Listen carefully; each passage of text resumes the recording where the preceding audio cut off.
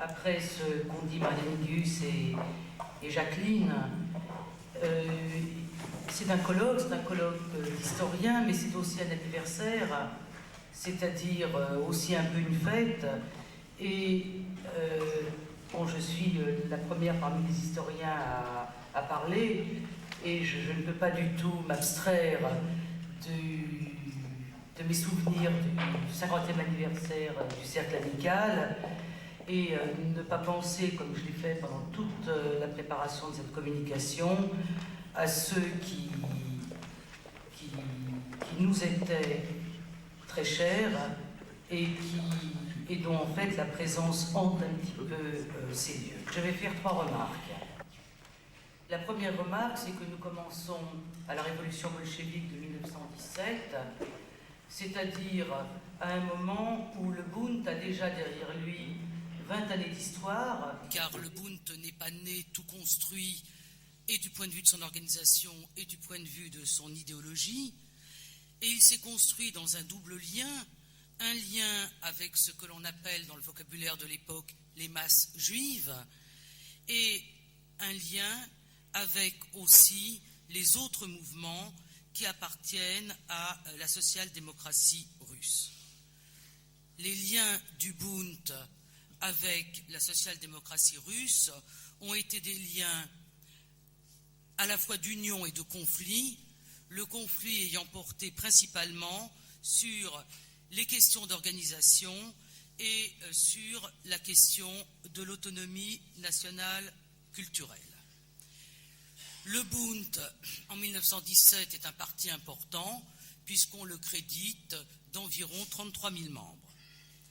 Ma seconde remarque concerne l'ensemble de la vie politique juive.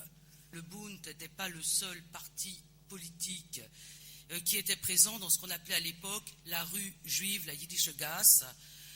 Dans les années qui précèdent la révolution russe, le Bund reste distancé par les partis sionistes.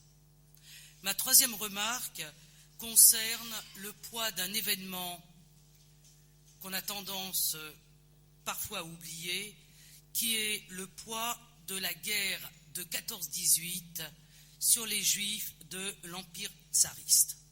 Les Juifs, à l'époque tsariste, étaient privés de tous les droits et vivaient entassés dans ce que l'on appelait la zone de résidence, c'est-à-dire une sorte de territoire d'une très très large bande territoriale qui se trouvait à l'ouest de l'Empire tsariste, un peu sur ses marges, et qui allait des pays baltes jusqu'à la mer Noire, de la Pologne jusqu'à la Biélorussie.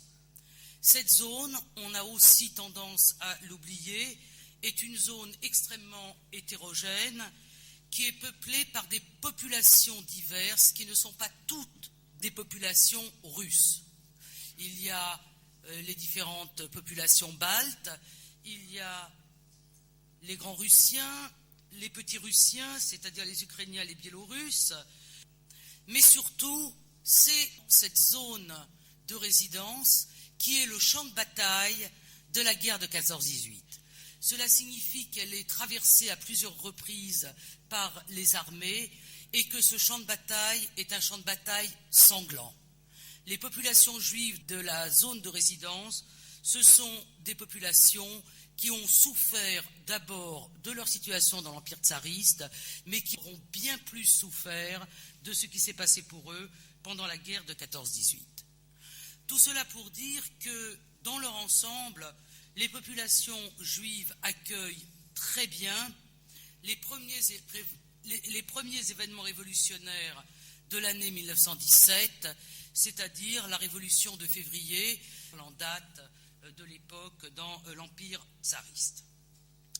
La révolution de février est donc une révolution qui est bien accueillie par les populations juives, d'autant qu'un des premiers actes du gouvernement provisoire, c'est l'émancipation des Juifs.